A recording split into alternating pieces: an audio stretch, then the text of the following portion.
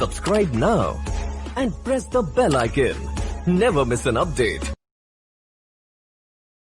Hello everyone, how are you? I think you will be fine. I am Neelam and I welcome to all of you to our study channel Kautilya Study Zone. आज हम 9th polity का 9th chapter start करने जा रहे हैं और आज का हमारा टॉपिक है फंडामेंटल ड्यूटीज़। इसके अंदर हम देखेंगे कि हमारी जो एक सिटीज़न होने के नाते कितनी कौन कौन सी फंडामेंटल ड्यूटीज़ हैं। इससे पहले हम अपना फंडामेंटल राइट्स वाला चैप्टर कंप्लीट कर चुके हैं और साथ के साथ डीपीएस भी हम कंप्लीट कर चुके हैं। अब हम बात करते हैं फंडामेंटल ड्यूटीज़ के बारे में। ये 3 जो चैप्टर है वो काफ़ी ज़्यादा इंपॉर्टेंट है और काफ़ी सारे क्वेश्चंस जो इनसे बनते हैं, तो आप इन 3 चैप्टर को अच्छे से अपने दिमाग में बिठा लीजिए और अच्छे से याद करके रखिए ताकि आपका कोई भी क्वेश्चन जो है वो गलत ना हो। तो देखिए, आइए शुरुआत करते हैं फंडामेंटल ड्यूटीज़ के बारे में। देखिए, जैसे जैसे हमारे राइट्स ज़्यादा इंपॉर्टेंट होते हैं, इसी तरीके से हमारी जो है ड्यूटीज़ भी साथ साथ चलते हैं। ऐसा नहीं है कि आपको राइट्स दे दिए जाएं और आपको कोई भी ड्यूटी ना करनी पड़े। तो देखिए, आपके राइट्स के साथ साथ जो है आपको जो ड्यूटीज़ हैं वो भी पूरी करनी होती हैं। लेकिन यहाँ पर अगर हम बात करें हमारा जो कॉन्स्टिट्यूशन था, जो हमारा ओरिजिनल कॉन्स्टिट्यूशन बनकर आया जो कि 1950 के अंदर लागू हुआ था, उसके अंदर ओनली हमें फंडामेंटल राइट्स प्रोवाइड किए गए थे। उसके अंदर ड्यूटीज़ को कोई भी जगह नहीं दी गई थी। उस टाइम पर ड्यूटीज़ को मेंशन नहीं किया गया था ओरिजिनल कॉन्स्टिट्यूशन के अंदर। लेकिन इसकी जो नेसेसिटी को उस टाइम पर फील नहीं किया गया था। जो हमारे फ्रेमर थे कॉन्स्टिट्यूशन के, जिन्होंने कॉन्स्टिट्यूशन को बनाया था, तो उन्होंने उस टाइम पर इसको ज़रूरी नहीं समझा कि सिटीज़न की जो ड्यूटीज़ हैं उनको कॉन्स्टिट्यूशन के अंदर डाला जाए। हालांकि बाद में जो है इसकी इम्पोर्टेंस जो है वो फील की गई और उसके बाद जो है इनको इंक्लूड किया गया। तो देखिए, हम जो है स्टेट की जो ड्यूटीज़ है उनके बारे में तो हम देख चुके हैं, जो कि हमारे डीपीएस भी आते हैं, directive principle of state policy. यानी स्टेट की ड्यूटीज़ क्या है? स्टेट की ड्यूटी है लोगों के वेलफेयर के बारे में सोचना, एक वेलफेयर स्टेट की तरह काम करना। तो ये स्टेट की ड्यूटीज़ थी, जो कि हम डीपीएसपी के अंदर जितने भी राइट्स थे, जितने भी जो भी प्रोविज़न थे, जो भी डायरेक्टिव्स थे, वो हमारे स्टेट की ड्यूटीज़ के अंदर आते हैं। अगर हम बात करें फंडामेंटल ड्यूटीज़ की, यानी जो कि सिटीज़न की ड्यूटी के बारे में बात की गई है कि यानी एक सिटीज़न होने के नाते हमारी ड्यूटीज़ क्या हैं। राइट्स तो हम देख चुके हैं, फंडामेंटल राइट जो कि पार्ट 3 के अंदर थे। अब हम फंडामेंटल ड्यूटीज़ के बारे में देखेंगे कि सिटीज़न होने के नाते हमारी ड्यूटीज़ क्या क्या हैं। तो देखिए, ओरिजिनल कॉन्स्टिट्यूशन के अंदर ये मेंशन नहीं किया गया था। देखिए, इसको ऐड किया गया इन 1976 के अंदर। इनको ऐड किया गया जो स्टार्टिंग में 10 जो कॉन्स्टिट्यूशन जो फंडामेंटल ड्यूटीज़ हैं वो हमारे कॉन्स्टिट्यूशन के अंदर ऐड की गई। उसके बाद 2002 के अंदर एक और अलग ड्यूटी ऐड कर दी गई। अब टोटल अगर हम बात करें तो हमारी टोटल फंडामेंटल जो ड्यूटीज़ हैं वो कितनी है? वो 11 है। तो देखिए, ये फंडामेंटल ड्यूटीज़ वो कहाँ से इंस्पायर हुई हैं? यूएसएसआर, यानी जो हमारा रशिया है, ये फॉर्मर यूएसएसआर था। तो उस टाइम पर वहाँ का जो ये यूएसएसआर था, वहाँ के कॉन्स्टिट्यूशन से हमारी जो ड्यूटीज़ हैं वो निकल कर आती हैं। उनसे इंस्पायर होकर हमारे इंडिया के अंदर ये ड्यूटीज़ रखी गई हैं। अगर हम बात करें दूसरी जो डेमोक्रेटिक कंट्री हैं, जो बड़ी जो डेमोक्रेटिक जो कंट्री हैं, जैसे कि USA, Canada, France, Germany, Australia, इन सब के अंदर कोई भी किसी तरीके की लिस्ट मेंशन नहीं की गई है वहाँ के कॉन्स्टिट्यूशन के अंदर। यानी सिटीज़न के लिए कोई भी ड्यूटी जो है वहाँ पर नहीं दी गई है। लेकिन जैपनीज़ कॉन्स्टिट्यूशन की बात करें, ओनली जैपनीज़ कॉन्स्टिट्यूशन ऐसा है जिसके अंदर यहाँ पर क्या की गई हैं, सिटीज़न की जो ड्यूटीज़ हैं वो मेंशन की गई हैं। जैपनीज़ जो कॉन्स्टिट्यूशन है ओनली डेमोक्रेटिक कॉन्स्टिट्यूशन है। यहाँ पर डेमोक्रेसी की बात कर रही है कि यानी जिन जिन कंट्री के अंदर डेमोक्रेसी है वहाँ की हम बात कर रहे हैं। तो देखिए, कोई भी ऐसी डेमोक्रेटिक कंट्री के अंदर जो है किसी भी कॉन्स्टिट्यूशन के अंदर ऐसी ड्यूटी मैंशन नहीं की गई हैं सिवाय जैपनीज़ के। तो देखिए, बात करें यूएसएसआर की कि हम इंस्पायर हुए यूएसएसआर से, तो देखिए यूएसएसआर एक सोशलिस्ट कंट्री है और सोशलिस्ट कंट्री के अंदर जितनी वैल्यू फंडामेंटल राइट्स को दी जाती है उतनी ही वैल्यू जो है ड्यूटीज़ को भी दी जाती है। यानी यहाँ पर जो है इक्वल इंपॉर्टेंस दी जाती है सोशलिस्ट कंट्रीज़ के अंदर। तो फॉर्मर जो यूएसएसआर है वहाँ पर भी राइट्स के साथ साथ उनको लोगों को क्या किया गया था? ड्यूटीज़ दी गई थी। उनको ऑब्लिगेशन की थी कि इन ड्यूटीज़ को उनको फॉलो करना है। तो इसी तरीके से जो यूएसएसआर से क्या है, हमारा कॉन्स्टिट्यूशन इंस्पायर हुआ और हमारे कॉन्स्टिट्यूशन के अंदर भी फंडामेंटल ड्यूटीज़ को ऐड कर दिया गया। तो देखिए, सबसे पहले जो है इसके लिए रिकमेंडेशन कहाँ दी गई?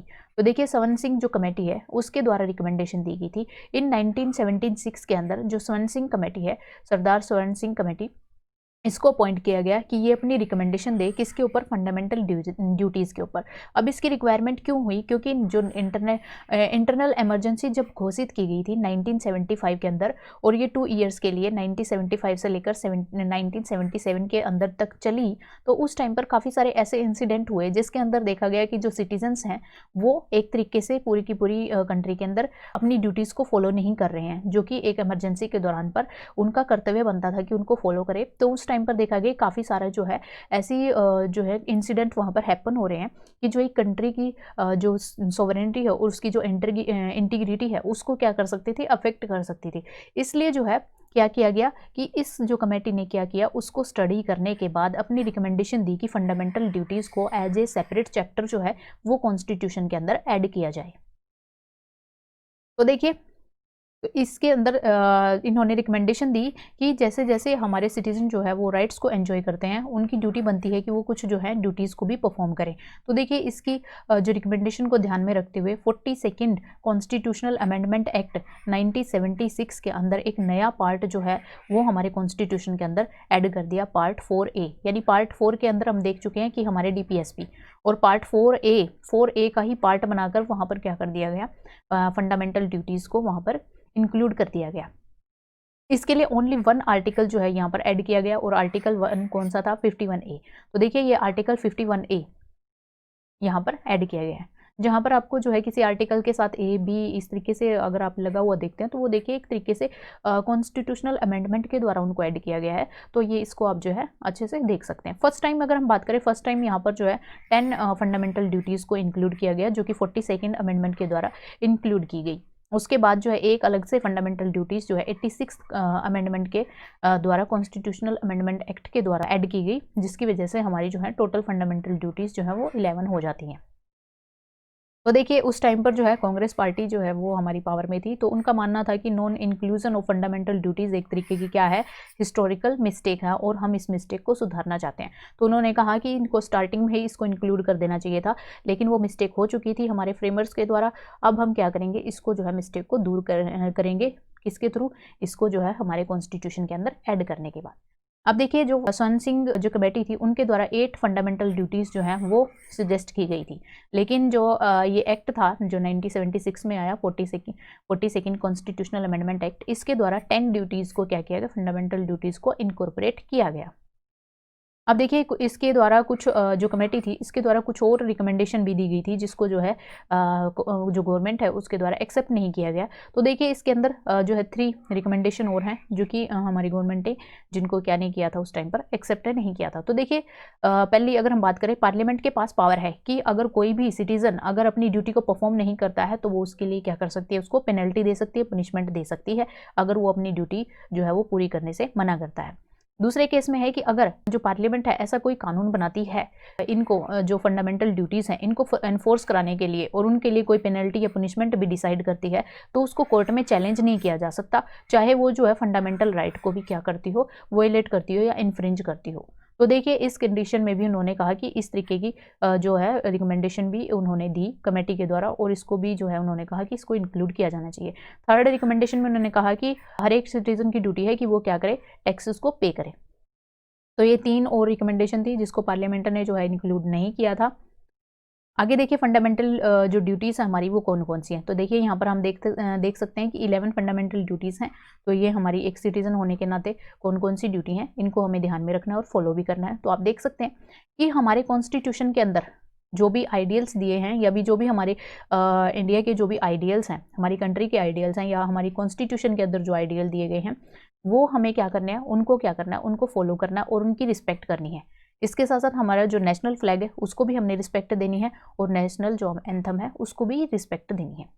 तो देखिए, यहाँ पर रिस्पेक्ट देने की बात की गई है, और अपने कॉन्स्टिट्यूशन के साथ जो है एक तरीके से उसको भी फॉलो करने की बात की गई है कि आप जो है उसकी अथॉरिटी को बनाए रखेंगे और उसको जो है अंडरमाइन नहीं करेंगे उसकी अथॉरिटी को।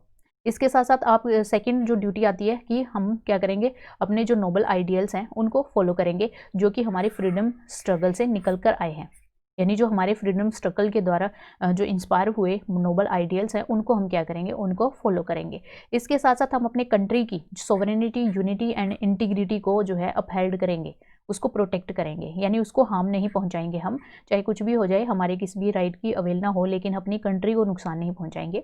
इसके साथ साथ हम अपनी कंट्री को डिफेंड करेंगे, और जब भी हमें ज़रूरत होगी या जब भी हमारी कंट्री के द्वारा बुलाया जाएगा कि आपको जो है अपने देश के लिए सेवा देनी है, अपने जो है कंट्री के लिए आपको जो है अपनी सर्विस देनी है, तो उस टाइम पर भी आप जो है आपकी ड्यूटी बनती है कि आप अपनी कंट्री को सर्व करें।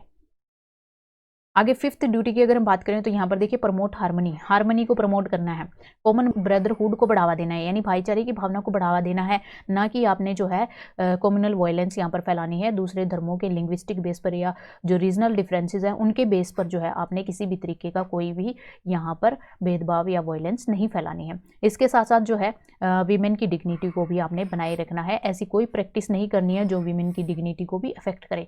तो यहाँ पर कॉमन ब्रदरहुड को की जो भावना है उसको बढ़ाने की बात की गई है। सिक्स ड्यूटी की बात करें तो रिच हेरिटेज है जो हमारी कंट्री की, जो भी कल्चर है और रिच हेरिटेज है, तो उसको प्रिजर्व करने की बात की गई है, उसकी वैल्यू हमने समझनी है और उसके साथ साथ उसको प्रिजर्व करने की बात की गई है, उसको संरक्षित रखना है हमने। उसके बाद बात की गई है seven duty protect and improve the natural environment. हमारी कंट्री के अंदर जो नेचुरल एनवायरनमेंट है, जिसके अंदर फॉरेस्ट भी आते हैं, लेक्स आती हैं, रिवर्स आती हैं, वाइल्ड लाइफ आती है, इन सब के साथ हमने क्या करना है, इन सबको प्रोटेक्ट करना है और इम्प्रूव करना है। और जो लिविंग क्रिएचर हैं, जो जीव जंतु हैं, उनके साथ भी हमने कंपैशनेट व्यवहार करना है, मतलब उनको हमने परेशान नहीं करना, टॉर्चर नहीं करना है, मारना नहीं है। तो इस तरीके से हमें जो है एनिमल्स जो हैं उनके साथ भी अच्छे से व्यवहार करना है। उसके बाद एट जो हमारी ड्यूटी है वो आती है develop scientific temper. Scientific temper आपने डेवलप करना है, यानी सुपरस्टिशियन से आपने दूर रहना है। Humanism and spirit of inquiry and reform, अगर आपको लगता है कोई प्रैक्टिस गलत हो रही है तो उसके अंदर आप जो है रिफॉर्म लाने की जो है कोशिश कर सकते हैं, उसके रिलेटेड जो आप क्वेश्चनिंग कर सकते हैं, अपने दिमाग में जो एक तरीके से साइंटिफिक जो टेम्पर है वो डेवलप करेंगे। उसके बाद देखिए नाइन्थ जो ड्यूटी है उसके अंदर है सेफ गार्ड पब्लिक प्रॉपर्टी, यानी आप किसी तरीके की वायलेंस नहीं करेंगे, कोई भी पब्लिक प्रॉपर्टी को नुकसान नहीं पहुंचाएंगे, क्योंकि पब्लिक प्रॉपर्टी सबकी होती है, ये सिर्फ आपकी नहीं है जो आप सबको उनको नुकसान पहुंचाएंगे। तो इसलिए जो है आपने पब्लिक प्रॉपर्टी का ध्यान रखना है, क्योंकि ये आपके टैक्सेस से ही आती है। जो पब्लिक प्रॉपर्टी है वो आपके द्वारा जो टैक्स पे किया जाता है उसी से बनती है। अगर आप इस तरीके से हानि पहुंचाएंगे तो कल को फिर से आपको जो है ज़्यादा से ज़्यादा टैक्स पे करना पड़ेगा और दोबारा से उस पब्लिक प्रॉपर्टी को हमें क्या करना पड़ेगा, फिर डेवलप करना पड़ेगा। उसके बाद देखिए जो 10th ड्यूटी आती है, 10th ड्यूटी के अंदर बात की गई है strive towards the excellence of excellence in all sphere of individual, यानी इंडिविजुअल को एक तरीके से हमने एक एक्सीलेंट जो है यानी ह्यूमन बीइंग को हमने एक एक्सीलेंट क्रिएचर के रूप में बढ़ावा देना है, उसको बनाना है, यानी उस ताकि वो अपनी ऑल ओवर डेवलपमेंट को क्या कर सके, बढ़ावा दे सके और जो भी वो अचीव करना चाहता है अपनी लाइफ में वो अचीवमेंट वो हासिल कर सके। तो यहाँ पर जो है इंडिविजुअल को हमने एक तरीके से एक्सीलेंस की तरफ प्रमोट करना है, उसको बढ़ावा देना है। उसके बाद जो हमारी 11th ड्यूटी है जिसको बाद में ऐड किया गया था, तो ये आप देख सकते हैं कि जो हमारे 6 से लेकर 14 ईयर्स के जो बच्चे हैं उनको क्या करना है, सभी पेरेंट्स ने एजुकेशन के लिए उसको स्कूल भेजना है, यानी उनको जो है एजुकेशन प्रोवाइड करवाएंगे आप अपने बच्चों को। ये आपकी ड्यूटी बनती है कि आप अपने बच्चों को क्या करें, स्कूल में भेजें, जो कि 6 to 14 ईयर्स के एज में आते हैं, और उनको जो है जो एजुकेशन फ्री प्रोवाइड करवाई जाती है गवर्नमेंट के द्वारा, तो उसको जो है वे अवेल कर सके। और इस ड्यूटी को ऐड किया गया था 86 कॉन्स्टिट्यूशनल अमेंडमेंट एक्ट 2002 के द्वारा। अब देखिए बात करते हैं हम फीचर्स के बारे में, फंडामेंटल ड्यूटीज़ की फीचर्स क्या हैं। देखिए इसमें से कुछ ड्यूटीज़ जो हैं वो मोरल हैं और कुछ एक अगर हम बात करें तो सिविक हैं। अगर हम अपने नोबल आइडियल्स जो कि हमारे फ्रीडम स्ट्रगल के दौरान आए थे, अगर उनको फॉलो करते हैं तो एक तरीके से ये एक मोरल ड्यूटी हम फॉलो कर रहे हैं। लेकिन अगर हम अपने कॉन्स्टिट्यूशन की रिस्पेक्ट करते हैं, नेशनल फ्लैग और नेशनल एंथम की रिस्पेक्ट करते हैं, तो ये एक तरीके की सिविक ड्यूटी है। इसके साथ साथ देखिए हमारी जो ड्यूटीज़ हैं, जो ये फंडामेंटल ड्यूटीज़ हैं, वो एक तरीके से हमारी इंडियन जो ट्रेडिशन है, माइथोलॉजी, इसके साथ साथ रिलीजन और जो प्रैक्टिसेस हैं, इसको क्या करती है, इसको दिखाती हैं। ये सारी की सारी वैल्यूज़ जो हैं, हमारा जो इंडिया का जो एंशिएंट जो इंडिया रहा है उसकी जो वैल्यूज़ रही हैं, ट्रेडिशन रहा है और इंडियन वे ऑफ लाइफ रहा है, ये सारी की सारी ड्यूटीज़ जो हैं उसको दिखाती है कि हमारी कंट्री के अंदर एंशिएंट टाइम पर ये सारी की सारी ट्रेडिशन फॉलो होती थी। उसके बाद देखिए थर्ड के अंदर बात की गई है कि जो ये ड्यूटीज़ हैं हमारी वो ओनली सिटीज़न तक कन्फाइन है। कोई फॉरेनर जो है उनके लिए कोई भी ड्यूटी डिसाइड नहीं की गई है। कोई फॉरेनर जो है उसको कंपेल नहीं किया जा सकता कि आप जो है इंडिया की ये जो ड्यूटीज़ दी गई हैं इंडिया के अंदर कॉन्स्टिट्यूशन के अंदर उसको फॉलो करें, ओनली सिटीज़न के लिए है ये। उसके बाद देखिए जैसे कि जो हमारे डायरेक्टिव प्रिंसिपल है वो नॉन जस्टिशिएबल है, मतलब आप उनको एनफोर्स कराने के लिए कोर्ट में नहीं जा सकते। इसी तरीके से जो फंडामेंटल ड्यूटीज़ हैं वो भी क्या है, नॉन जस्टिशिएबल है, ये एनफोर्सेबल बाय लॉ नहीं है, यानी लॉ के द्वारा इनको अभी एनफोर्स नहीं कराया जाता। लेकिन पार्लियामेंट के पास पावर है, अगर वो चाहे तो कोई भी सुइटेबल लेजिस्लेशन बनाकर इनको फोर्स करा सकती है। तो वो किसके पास पावर है, पार्लियामेंट के पास पावर है, लेकिन कोर्ट जो है इनको एनफोर्स नहीं करा सकता। उसके बाद बात करते हैं क्रिटिसिज्म, यानी फंडामेंटल ड्यूटीज़ का क्रिटिसिज्म क्यों होता है। तो देखिए क्योंकि इसकी जो है क्रिटिक्स जो है वो कहते हैं कि जो फंडामेंटल ड्यूटीज़ हैं वो कुछ एक इंपॉर्टेंट ड्यूटीज़ को इसके अंदर इंक्लूड नहीं करती। अब वो कौन कौन सी है, देखिए कास्टिंग वोट, वोट डालना एक सिटीजन का क्या है, फंडामेंटल ड्यूटी है कि उसको डालना चाहिए वोट। इसके साथ साथ टैक्स पे करने चाहिए, फैमिली प्लानिंग यानी जो पॉपुलेशन है उसको नियंत्रण में रखना, ये ड्यूटी है। ये इसके अंदर जो पेइंग टैक्स की ड्यूटी है, ये वाली जो है स्वर्ण सिंह कमेटी के द्वारा भी रिकमेंड की गई थी। तो ये जो इंपॉर्टेंट ड्यूटी है उनको इसके अंदर इंक्लूड नहीं किया गया है, तो इस आधार पर क्या किया जाता है, इनका क्रिटिसिज्म जो है वो किया जाता है। देखिए सेकंड क्रिटिसिज्म के अंदर बात की गई है कि ये जो ड्यूटीज़ हैं वो वेग हैं, एम्बिग्यूअस हैं और difficult to understood by common man, यानी कॉमन मैन इनको इजीली अंडरस्टूड नहीं कर सकता। क्यों, क्योंकि इसके अंदर कुछ वर्ड दिए गए हैं जैसे कि नोबल आइडियल। अब नोबल आइडियल कौन कौन से हैं इनको डिफाइन नहीं किया गया है। कंपोजिट कल्चर क्या है और साइंटिफिक टेम्पर क्या है, तो कॉमन मैन की समझ से बाहर है। ये जो फ्रेज यूज किए गए हैं ये जो है कॉमन मैन की समझ से बाहर है। उसके बाद देखिए थर्ड के बारे में बात की गई है कि ये नॉन जस्टिशिएबल हैं, यानी इनको जो है एक तरीके से एनफोर्स नहीं कराया जा सकता, इनके लिए किसी तरीके की कोई पनिशमेंट या पेनल्टी जो है वो अभी तक नहीं दी गई है। तो इसलिए जो है इसको क्या कहा गया है कि ये नॉन जस्टिशिएबल नहीं होनी चाहिए। ये अगर ये नॉन जस्टिशिएबल है इस वजह से इनको सिर्फ एक तरीके से मोरल प्रिंसिपल ही माना जा सकता है, मतलब एक तरीके से इनको बोला जा सकता है ये मोरल प्रिंसिपल है, आप चाहे तो उनको फॉलो कर सकते हैं, नहीं फॉलो करना चाहते तो नहीं कर सकते हैं। तो इस आधार पर इसको क्या किया गया, क्रिटिसाइज किया गया। लेकिन अगर इनको जस्टिशिएबल बना दिया जाता है कि इनको फोर्स कराने के लिए आपको पेनल्टी पनिशमेंट भी दी जा सकती है, तो उस आधार पर ये सबको फॉलो करनी अनिवार्य हो जाएंगी। उसके बाद देखिए फोर्थ क्रिटिसिज्म में कहा गया है कि ये क्या है, सुपरफ्लुअस। सुपरफ्लुअस क्या है, क्यों है, क्योंकि अगर आप इनको कॉन्स्टिट्यूशन के अंदर नहीं भी लिखते तो भी लोग इनको फॉलो कर ही रहे थे। कुछ एक लोग जो है, काफ़ी सारे लोग जो है इनको फॉलो करते ही थे, तो इसलिए इन्होंने कहा है कि ये सुपरफ्लुअस हैं, इनको ऐसे ही ऐड कर दिया गया है, इनको कोई महत्व नहीं है। उसके बाद देखिए फिफ्थ के अंदर बात की गई है कि जो फंडामेंटल ड्यूटीज़ हैं उनको पार्ट 4 में क्यों ऐड किया गया। पार्ट 4 किसका था, जो कि डीपीएसपी से रिलेटेड था, डीपीएसपी। उसकी वजह से क्या हुआ है, इनकी जो वैल्यू है और सिग्निफिकेंस है वो रिड्यूस हो गई है, कम हो गई है। क्यों, इन्होंने कहा है कि इनको क्या करना था, पार्ट 3 में ऐड करना था, क्योंकि पार्ट 3 में हमारे फंडामेंटल राइट्स थे और इसको जो है उनके पैरेलली क्या करना था, वहाँ पर इनको इंक्लूड करना था। इन्होंने कहा है कि इसको पार्ट 3 के अंदर ही इंक्लूड करना था, यानी ताकि फंडामेंटल राइट्स और फंडामेंटल ड्यूटी जो है वो एक तरीके से एक दूसरे के साथ पार पर रहे, कीप देम ऑन पार। अब देखिए सिग्निफिकेंस क्या है, क्रिटिसिज्म कितना भी हो लेकिन इनके कुछ ना कुछ बेनिफिट तो हैं ही, तो इसलिए जो है क्रिटिसिज्म के बाद भी यहाँ पर कुछ सिग्निफिकेंस दिए गए हैं। तो देखिए सिग्निफिकेंस में फर्स्ट अगर हम बात करें तो एक तरीके से सिटीजन के लिए रिमाइंडर है, रिमाइंडर की तरह सिटीजन को ये रिमाइंड कराया गया है कि जैसे जैसे आप अपने राइट्स को एंजॉय करना चाहते हैं उसी तरीके से आपको अपनी ड्यूटीज़ के बारे में भी कॉन्शियस होना होगा, यानी आपकी कंट्री के प्रति आपकी क्या ड्यूटी है, अपनी सोसाइटी के प्रति क्या ड्यूटी है और दूसरे जो सिटीजन है उनके प्रति आपकी क्या ड्यूटी है, इसके लिए एक तरीके से रिमाइंडर का काम करते हैं कि आपको ये ड्यूटी फॉलो करनी चाहिए। इसके साथ साथ ये वार्निंग भी देती हैं, ऐसे जो लोग जो कि एंटी नेशनल और एंटी सोशल जो एक्टिविटीज़ है उनके अंदर जो इंक्लूड होते हैं, ऐसे लोगों को क्या करती हैं, वार्निंग की तरह काम करती हैं कि अगर आप ऐसा करेंगे तो आपको पनिशमेंट भी दी जा सकती है, पार्लियामेंट उसके लिए लॉ बना सकती है। जैसे कि कुछ एक लोग क्या कर देते हैं, नेशनल फ्लैग को बर्निंग करके अपना प्रोटेस्ट वगैरह दिखाते हैं, अपना जो गुस्सा है वो दिखाते हैं, पब्लिक प्रॉपर्टी को डैमेज करके अपना गुस्सा दिखाते हैं, इस तरीके की एक्टिविटी करते हैं, तो उनके लिए जो है उनको पनिशमेंट भी दी जा सकती है और ऐसे लोगों के लिए वो वार्निंग की तरह भी काम करती हैं जो फंडामेंटल ड्यूटीज़ हैं। थर्ड अगर हम बात करें, एक तरीके से सोर्स ऑफ इंस्पिरेशन है, किसके लिए, सिटीजन के लिए, ताकि वो जो है क्या करें, डिसिप्लिन को मेंटेन कर सकें और अपनी कमिटमेंट को पूरा करें। यानी अगर आपने जो है ये आपकी ड्यूटी बनती है कि आप किसी भी पब्लिक प्लेस को क्या नहीं करेंगे, गंदा नहीं करेंगे, इधर उधर कचरा नहीं फैलाएंगे, तो ये आपकी ड्यूटी बनती है, आप उसकी साफ सफाई करें, तो आप एक तरीके से डिसिप्लिन में रहें, आपको इंस्पिरेशन मिलती है। अगर आप इस तरीके से कचरा फैलाएंगे तो दूसरे लोगों को क्या होगा, पब्लिक प्रॉपर्टी को भी नुकसान पहुंचेगा और दूसरे लोगों को भी इससे क्या होगा, बीमारियां वगैरह फैल जाएंगी। तो ये जो है फंडामेंटल ड्यूटीज़ हमें बताती हैं कि आप एक स्पेक्टेटर नहीं हैं, आप एक दर्शक नहीं हैं, बल्कि ये आप एक क्या हैं, एक एक्टिव पार्टिसिपेंट हैं। यानी यहाँ पर आप क्या हैं, एक्टिव पार्टिसिपेंट है, यानी आप जो है हमारे नेशनल जो गोल हैं, हमारे राष्ट्रीय जो एम हैं, गोल हैं, उनको अचीव करने में आपका जो है एक्टिव पार्टिसिपेशन है। उसके बाद देखिए फोर्थ अगर हम बात करें क्या सिग्निफिकेंस है, ये कोर्ट को क्या करती हैं, कोर्ट्स को भी हेल्प करती हैं। क्यों? किसी भी लॉ को अगर बनाया जाता है तो उसकी जो कॉन्स्टिट्यूशनल वैलिडिटी है उसको डिटरमाइन करने में भी हेल्प करती हैं। कैसे?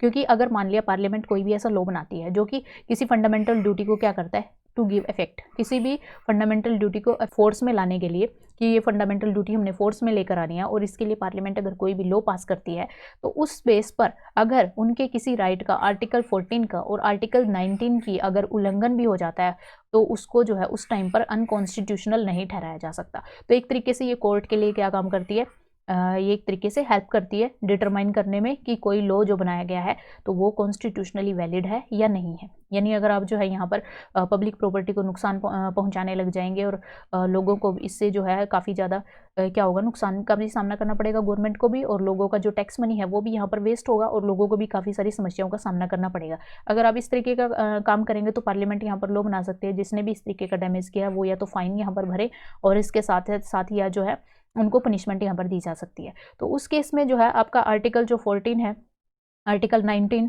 जिसके अंदर जो आपको राइट टू प्रोटेस्ट वगैरह भी दिए जाते हैं, राइट टू मोबिलिटी का अधिकार भी दिया जाता है और राइट टू इक्वलिटी का अधिकार दिया जाता है, तो वो जो है आपके किसी न किसी बेस पर उनके ऊपर रिस्ट्रिक्शन लग सकती है, इन राइट्स के ऊपर आपकी रिस्ट्रिक्शन लग सकती है अगर पार्लियामेंट ऐसा लॉ लेके आती है। तो और सुप्रीम कोर्ट जो है इस लॉ की वैलिडिटी को इन फंडामेंटल ड्यूटीज़ के आधार पर उसको वैलिड ठहरा सकता है, ना कि अनकॉन्स्टिट्यूशनल करार देगा।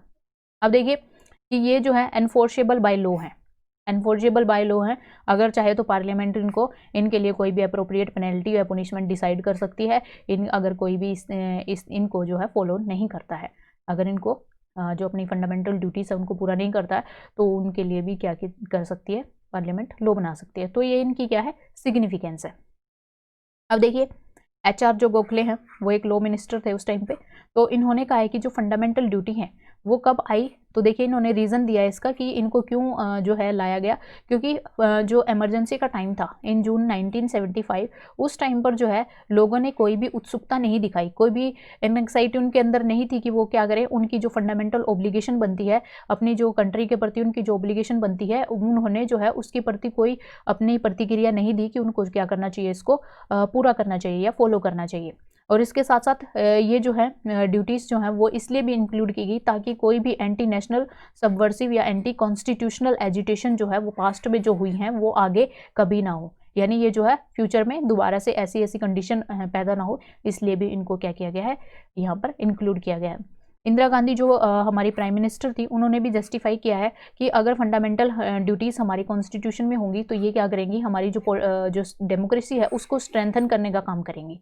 तो एक तरीके से हमारी जो डेमोक्रेसी को स्ट्रेंथन करने की बात की गई है कि जिस तरीके से लोग जो है अपने राइट्स के बारे में कॉन्शियस हैं उसी तरीके से जो है वो अपने ड्यूटीज़ के बारे में भी कॉन्शियस होंगे और एक तरीके से जो है यहाँ पर डेमोक्रेटिक बैलेंस एस्टेब्लिश हो जाएगा। उसके बाद देखिए जब गवर्नमेंट ने, कांग्रेस जो गवर्नमेंट है उस टाइम पे, तो उन्होंने जब इन ड्यूटीज़ को अप्लाई करने की, जब इन्होंने इंक्लूड करने की बात की गई थी कॉन्स्टिट्यूशन के अंदर, तो उस टाइम पर अपोजिशन पार्टी ने काफ़ी जो है इसको अपोज भी किया था, लेकिन बाद में जब जनता गवर्नमेंट भी यहाँ पर आई तो मोरारजी देसाई की जो गवर्नमेंट थी जिसके द्वारा हेड किया गया था, तो उस टाइम पर उन्होंने भी इसको जो है किसी भी तरीके से जो है इनको फंडामेंटल ड्यूटीज़ को उस टाइम पर मना नहीं किया, मतलब इन्होंने जो है इनको एक तरीके से इनकी जो इम्पोर्टेंस है उनको इन्होंने नहीं नकारा। इसका मतलब ये है कि जितनी भी गवर्नमेंट आई हैं उनको कहीं ना कहीं लगता था कि जो सिटीज़न है उनको फंडामेंटल ड्यूटीज़ को फॉलो करना चाहिए। अगर ऐसा होता कि उनको लगता कि ये गलत है तो कोई ना कोई जो है यहाँ पर इनको हटाने की कोशिश जरूर करता। तो देखिए इस तरीके से जो गवर्नमेंट है उन्होंने काफ़ी सारे यहाँ पर अमेंडमेंट जो हैं, काफ़ी सारे चेंजेस वो लेके आई अमेंडमेंट के थ्रू। तो यहाँ पर आप देख सकते हैं 42nd अमेंडमेंट जो कि 1976 में है, 43 जो है 1977 के अंदर है और 44 1978 के अंदर है। और इस तरीके से जो हमारी जो फंडामेंटल ड्यूटीज़ हैं वो 42nd के द्वारा 10 फंडामेंटल ड्यूटीज़ जो हैं वो ऐड कर दी गई थी। और इसके साथ साथ जो उसके बाद 11th जो फंडामेंटल ड्यूटी थी वो 86th अमेंडमेंट के द्वारा जो कि 2002 में हुआ था उसके द्वारा इसको ऐड कर दिया गया था। अब देखिए उसके बाद जो है वर्मा कमेटी एस्टेब्लिश की गई उनके द्वारा जो ऑब्जर्वेशन दी गई वो आप देख सकते हैं। तो वर्मा कमेटी को क्यों एस्टेब्लिश किया गया? वर्मा कमेटी को 1999 के अंदर एस्टेब्लिश किया गया। इन्होंने जो है इसका मेन पर्पस था कि आपने क्या करना है कि देखना है कि फंडामेंटल ड्यूटीज़ को इम्प्लीमेंट करने से रिलेटेड जो है कौन कौन से लॉ जो हैं यहाँ पर हैं, कौन कौन से कानून हैं जो पार्लियामेंट ने पास किए हैं, ताकि जो है फंडामेंटल ड्यूटीज़ को क्या किया जा सके, एनफोर्स कराया जा सके, एक तरीके से उनको जो है लीगली एनफोर्सेबल किया जा सके। अब देखिए सबसे पहले अगर हम बात करें इसके लिए जो है यहाँ पर एक्ट लाया गया, prevention of insult to national honour act 1971। इसके अंदर जो है अगर आप नेशनल फ्लैग की और नेशनल एंथम की और कॉन्स्टिट्यूशन की अगर आप डिसरिस्पेक्ट करते हैं तो उस केस में जो है यहाँ पर ये एक्ट लाया गया। तो वहाँ पर जो भी प्रोविज़न आप किए जाएंगे तो वहाँ पर आपको फाइन या पेनल्टी उसके लिए दी जा सकती है, पनिशमेंट भी दी जा सकती है। तो ये जो है एक्ट 1971 के अंदर लाया गया। उसके बाद देखिए काफ़ी सारे क्रिमिनल लॉज भी हैं जिनके अंदर जो कि फोर्स में लाए जाते हैं, अभी भी फोर्स में हैं। तो इनके अंदर जो है अगर आप किसी भी मतलब लोगों के बीच में किसी भी प्रकार की एनिमिटी को बढ़ावा देते हैं between different section of the people on the ground of language के बेस पर, रेस के बेस पर, जो प्लेस ऑफ बर्थ है और रिलीजन है और किसी अनदर बेस पर अगर आप लोगों के बीच में क्या करते हैं, एनिमिटी को बढ़ावा देते हैं, तो उस केस में भी काफ़ी सारे लॉज जो है वो कंट्री के अंदर फॉलो किए जाते हैं। और अगर ऐसा किया जाता है तो उस बेस पर भी आपको जो है यहाँ पर पनिशमेंट दी जा सकती है। उसके बाद देखिए थर्ड अगर हम बात करें protection of the civil right act 1955, तो इसके अंदर देखिए कास्ट के बेस पर और रिलीजन के बेस पर अगर किसी भी तरीके का कोई भी ऑफेंस अगर आप करते हैं, किसी के खिलाफ जो है जैसे अनटचेबिलिटी का अगर आप व्यवहार करते हैं, तो इस केस में यहाँ पर जो है इस एक्ट के थ्रू क्या की गई है, पनिशमेंट डिसाइड की गई है, वो भी आपको दी जा सकती है।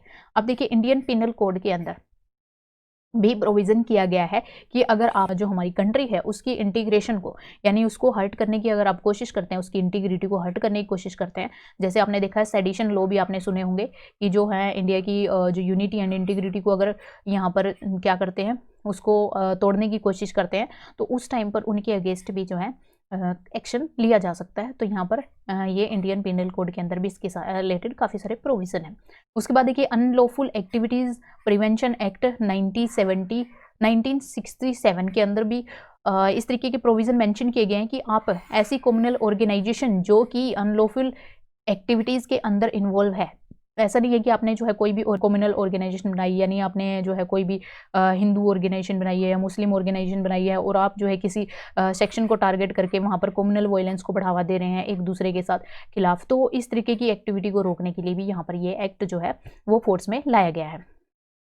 इसके साथ साथ देखिए रिप्रेजेंटेशन ऑफ पीपल एक्ट 1951, इसके अंदर भी जो हमारा इलेक्शन कमीशन से और रिलेटेड जो है काफ़ी सारे प्रोविज़न इसके अंदर हैं, तो उनकी पावर से रिलेटेड काफ़ी सारे प्रोविज़न यहाँ पर है। तो यहाँ पर देखिए कि यहाँ पर भी किसी मेंबर को जो कि पार्लियामेंट का मेंबर है, एमपी है या एमएलए है, स्टेट लेजिस्लेचर का जो मेंबर है, उनको भी क्या किया जा सकता है, यहाँ पर डिस्क्वालीफाई किया जा सकता है अगर वो किसी तरीके की करप्ट प्रैक्टिस में इन्वॉल्व हैं या इसके साथ साथ ही वोट लेने के लिए वो क्या करते हैं, लोगों के बीच में एनिमिटी को बढ़ावा देते हैं।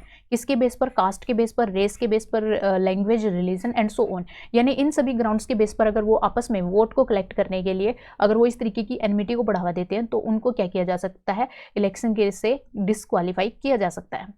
तो ये जो है एक तरीके से हमारे कंट्री के अंदर कम्युनल हार्मनी की जो ड्यूटी है, जो बनाए रखने का, कॉमन ब्रदरहुड की जो बात की गई है, उस ड्यूटी को एनफोर्स कराने के लिए ये जो है प्रोविज़न यहाँ पर है। उसके बाद देखिए wild life protection act of 1972, तो यहाँ पर आप देख सकते हैं ये प्रोहिबिट करता है कि आप जो है किसी भी एनिमल का, किसी भी जो रेयर एनिमल है, एंडेंजर्ड जो स्पीसीज़ है, उसको उसके ट्रेड को प्रोहिबिट करता है। तो यहाँ पर हमने देखा था जो हमारी ड्यूटी क्या बनती है कि जो लिविंग क्रिएचर है उसके प्रति हम क्या रहेंगे, कंपैशनेट रहेंगे। तो यहाँ पर देखिए ये एक्ट जो है एक तरीके से उसी को एनफोर्स कराने से रिलेटेड है। अब देखिए फॉरेस्ट कंजर्वेशन एक्ट ऑफ 1980, तो इसके अंदर नेचुरल एनवायरनमेंट वाली जो हमारी ड्यूटी है, नेचुरल एनवायरनमेंट को प्रोटेक्ट करेंगे, उससे रिलेटेड है कि जो भी फॉरेस्ट लैंड है, जो भी हम डिस्क्रिमिनेट जो डिफॉरेस्टेशन कर रहे हैं यानी पेड़ों को लगातार काट रहे हैं, तो उस चीज़ को बचाने के लिए यहाँ पर जो है ये एक्ट फोर्स में लाया गया है। तो देखिए यहाँ पर ये हमारा चैप्टर जो है वो फिनिश होता है। अगर आपको कोई भी डाउट है तो आप हमें कमेंट सेक्शन में लिख सकते हैं। If you like the video then please like, share and subscribe our channel and press the bell icon for the further notification of the video. Thank you for watching the video. Take care of yourself and God bless you. Subscribe now and press the bell icon. Never miss an update.